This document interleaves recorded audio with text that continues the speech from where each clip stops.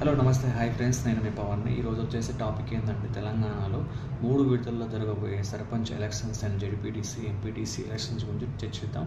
అయితే బేసిక్గా ఈ డిసెంబర్ 3వ తారీఖు నామినేషన్లు వేయొచ్చు. అంటే ఈ నామినేషన్లో ఏంటంటే ఎవరైనా మనం నిలబడవచ్చు సర్పంచ్గా. మన ఈ క్యాస్ట్ ఆ క్యాస్ట్ అని కాదు.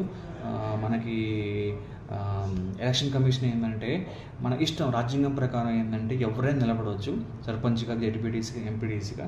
దీనికి ఒక క్యాస్ట్ అనేది ఉంటుంది, కానీ మన యొక్క రాజ్యాంగం ప్రకారం ఏంటంటే ఎవరైనా నిల్చోవచ్చు అనే ఒక అధికారం మనకి రాజ్యాంగం రాసిపెట్టింది కాబట్టి.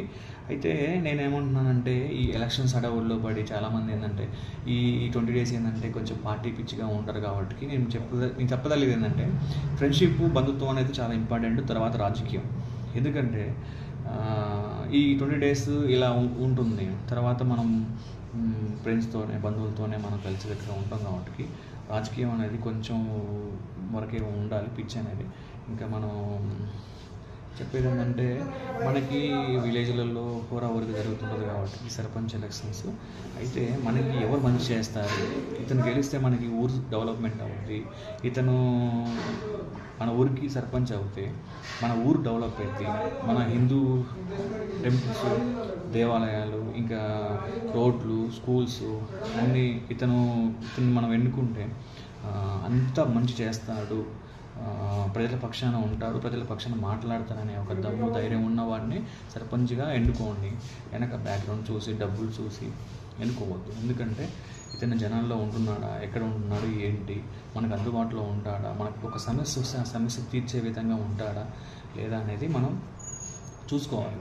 ఇంకో విషయం ఏంటంటే అందరూ బాగుంటారు, అవతలలో బాగుంటారు, యువతలలో బాగుంటారు, మధ్యలో కార్యకర్తలు అనే వాళ్ళు ఎలా అంటే రెచ్చిపోతుంటారు. అంటే మా నాయకుడు గొప్ప, మా నాయకుడు గొప్ప అనే ఒక ఉద్దేశం అనేది కార్యకర్తల్లో ఉంటుంది. అది ఉండాలి, రాజకీయ పరంగా పిచ్ అనేది ఉండాలి, కానీ పగలు ఉండకూడదు.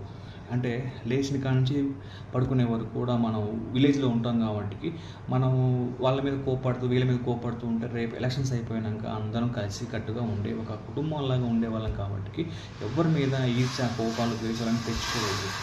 ఏదైనా ఆ రోజు ఎలక్షన్లో మనం వెళ్ళామా, ఓటు వేసామా, వచ్చామా, అంత గెలిచేది మాత్రం దేవుడి దయ. అది దేవుడు ఎవరు గెలవాలనుకుంటే వాళ్ళని గెలిపిస్తాడు, అదొక నమ్మకం.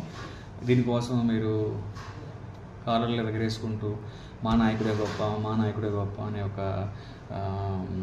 చేయకండి దయచేసి. ఎందుకంటే ఇది ఎక్కువ విలేజ్లలో ఉంటుంది కాబట్టి చెప్తున్నాను, నేను చూస్తున్నాను అనుకున్నాను చిన్నప్పటి నుంచి.